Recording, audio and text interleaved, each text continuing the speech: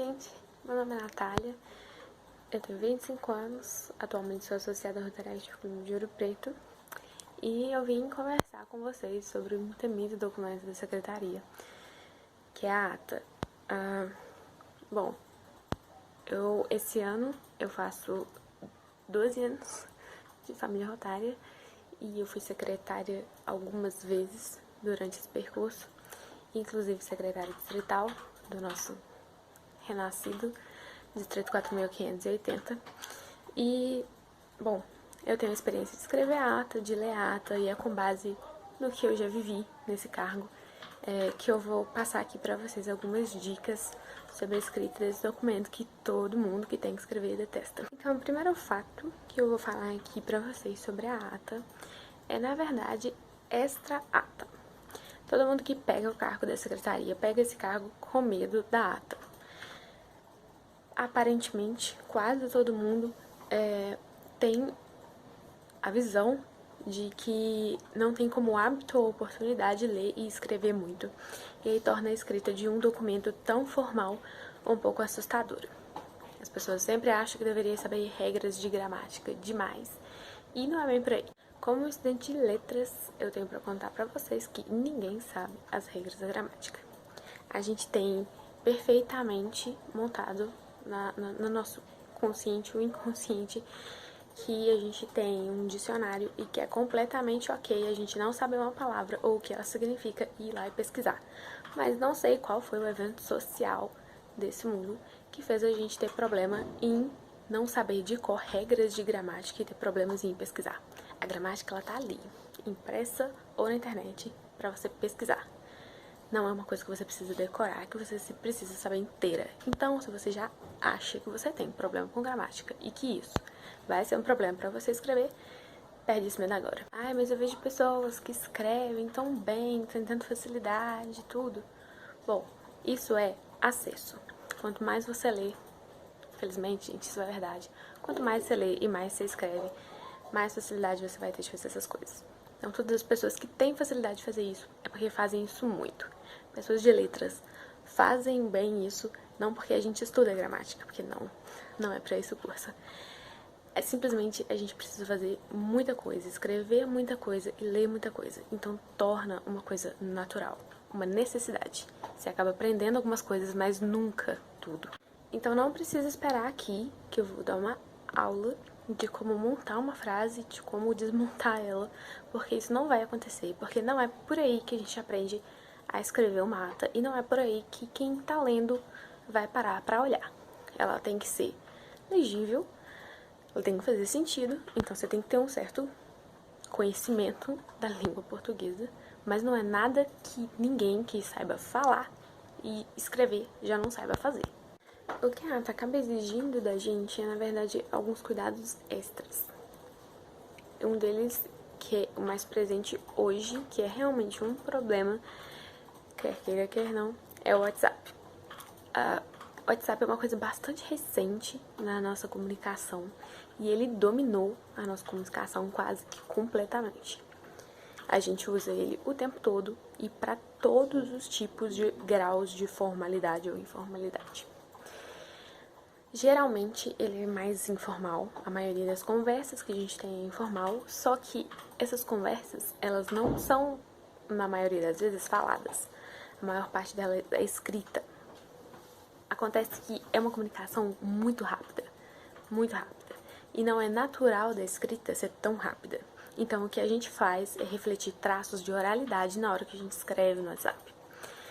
Você já deve ter pegado algumas mensagens e que era quase inconcebível de entender e provavelmente a pessoa simplesmente escreveu da forma que ela falaria se ela estivesse ali na sua frente, porque o WhatsApp te dá essa sensação. Bom, e aí qual é o problema final disso tudo, então? A partir do momento que dessa comunicação rápida e que a gente começa a escrever com esses traços de oralidade, quando a gente sai do WhatsApp, é muito difícil tirar esses traços de oralidade da nossa escrita. Então a gente troca a ordem de adjetivo com outras coisas, e a gente escreve uma frase completamente ao contrário do que ela deveria. Tudo porque é a forma que a gente pensa. A gente acostumou a escrever rápido, do jeito que a gente deveria falar, na verdade. E aí essa presença da oralidade na escrita é realmente um problema muito grande. Um exemplo disso: quando você pede alguém para ir no mercado para você, e aí você lembra que você precisava de tomate e você não tinha falado para essa pessoa. Você digita super rápido: pega tomate. Depois, uns 3, sei lá, uns 5, qualquer coisa. Se você escrever pega tomate, uns 3, isso não vai fazer sentido nenhum na escrita. Quando você pega ali no WhatsApp, ou você fala, é completamente compreensível, mas você pegar um documento escrito dessa forma, ele causa um estranhamento absurdo. Então, é mais ou menos disso que eu tô falando, esses pequenos traços de oralidade que a gente acaba escrevendo eles porque a gente apanhou o hábito de fazer isso todos os dias. Por sorte, para resolver isso, a única coisa que você tem que fazer é estar ciente disso. É olhar para sua frase e falar: é desse jeito que eu ia falar ela? Se você fala ela igual, provavelmente tem alguma coisa que você pode rearranjar para deixar ela um pouco mais formal. Uma outra coisa que você precisa ter em mente o tempo todo é que essa ata ela vai ser escrita para qualquer pessoa. Uma pessoa que não sabe o que é Rotaract Club, que não sabe que é uma reunião, ela precisa pegar essa ata e entender do que você está falando. E, finalmente, a maior característica da ata, que é a impessoalidade. Então, os verbos vão estar sempre no passado, porque você está escrevendo essa ata depois que a reunião aconteceu, sempre no passado e sempre na terceira pessoa. Então, fulano fez, fulano falou, fulano decidiu e por aí vai. Ou foi feito, foi dito, foi falado. O que acontece muito na ata e que é bem errado é quando se trata de ações ou decisões coletivas do clube todo, ou quase clube todo, é aparecer lá um nós decidimos. Não. Por favor, nunca. Tá? Nós é primeira pessoa do plural, mas ainda é primeira pessoa. Então, sempre que for uma decisão coletiva, falar o clube decidiu, ou a maioria do clube decidiu, ou a maioria do clube fez, tá? É sempre o outro, nunca eu ou nós. Outra coisa que costuma ser um problema também para as pessoas na hora de escrever ata são os conectivos. Mas a gente tem umas coisas que são muito chaves para ajudar com isso. Tipo assim, você acabou de discutir um projeto, vai começar outra coisa. Vários conectivos que você pode usar aí.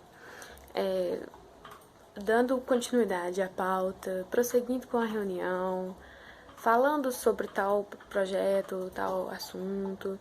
Tudo isso deixa claro que você encerrou o assunto anterior e que você vai começar um novo agora. Os conectivos, eles são bastante problemáticos, mas existem vários chaves, assim, simples. Você não precisa pensar, portanto, porém, não precisa pensar em nada muito que você não tenha o costume de usar. Você pode descrever de verdade, dito isso, resolvido isso. Tudo isso dá essa sensação de continuidade ou de rompimento, de acabou esse assunto, começou um. Outra coisa também bem importante é quando a gente tiver uma participação na reunião que exigir um pronome, que esse pronome seja colocado. Então, Vossa Excelência, se for um prefeito, um governador, enfim, qualquer coisa. Vossa Magnificência, se tiver um reitor de universidade, se não me engano, Vossa Magnificência mesmo. Bom, sempre pesquisar. A partir do momento que teve uma figura um pouco mais pública ali presente na reunião, por um motivo de parceria ou qualquer outro que seja, sempre pesquisar qual que é o pronome certo para ser utilizado para essa pessoa. Muito importante.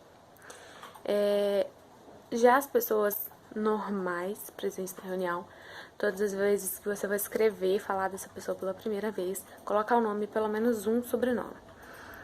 Depois, se repetir essa pessoa ao longo da ata, não tem problema, pode citar só o primeiro nome, caso seja a única pessoa, obviamente, com esse nome. E da mesma forma para o presidente, que é falado várias vezes durante a ata, né? O presidente fulano de tal, na primeira vez, depois pode falar só o presidente ou a presidente, e tá tudo bem. Não precisa ficar repetindo todas as vezes. A primeira é essencial, mas não precisa todas as vezes. Antes de tudo da ata é você fazer ela com tempo. Você fazer ela com tempo evita aqueles traços de oralidade que eu falei antes, evita uns tropeços com relação aos conectivos, o que está dando continuidade, o que está encerrando para começar outro assunto. É muito normal a gente deixar para fazer a ata de última hora. Isso pode ser bastante estressante. e vai dar um impacto ruim para você do cargo em si, sendo que é um cargo que dá uma experiência, assim, absurda, é um aprendizado muito grande, então valorizem esse aprendizado, tentem sempre se planejar e fazer com tempo essa ata. Agora, uma dica para antes da ata é, durante a reunião, pegar sempre a pauta da reunião. Eu pessoalmente, costumava pegar a folha A4 e aí eu colocava bem separado as pautas da reunião e no final a palavra aberta. E aí já ficava separado, assim, tudo o que foi falado, né? Eu colocava alguns pontos, né, de o que foi conversado, quem falou o quê, quem sugeriu o quê e o que foi decidido para cada ponto da pauta, e aí eu não precisava ficar quebrando muito cabeça em passar para o próximo assunto e tudo mais, porque ela já, na folha em si, já estava tudo separadinho. Isso facilita bastante. E lá embaixo também sempre deixar a parte da palavra aberta, porque sempre vai ter um adicional, alguma coisa que além da pauta da reunião, então aquilo ali já fica previsto ali também, que você vai ter que ficar atento para escrever os detalhes disso. Agora, quanto à formatação da ata, ela tem que ser sempre justificada, né?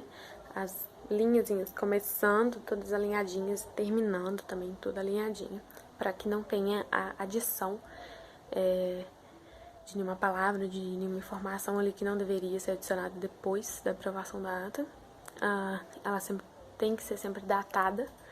Bastante importante também que tenha a hora de início e de final da reunião, assinada, e no caso de ausência do presidente ou do secretário, quem assina é o secretário que substituiu, a pessoa que substituiu o secretário, que vai se chamar secretário em exercício. Por exemplo, a Natália Pires Soares, secretária em exercício. Já vai saber que não é o secretário do clube, mas é a pessoa que pôde acompanhar a reunião aquele dia e que fez o registro.